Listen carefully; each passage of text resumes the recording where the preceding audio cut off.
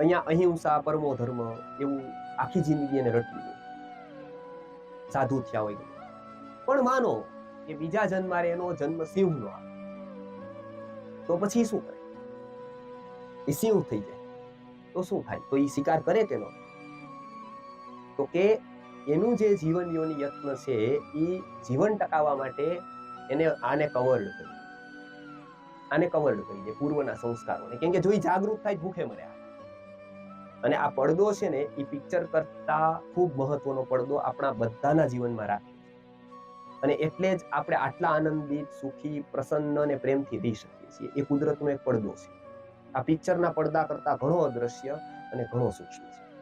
માનો કે એ પડદો ન હોય અને આપણા બધાની વાતો, મનની વાત આપણા બધાને ખબર પડી જતી, તો માનો આપણે આવી રીતે બેસી શક્યા હોત ગીતામાં?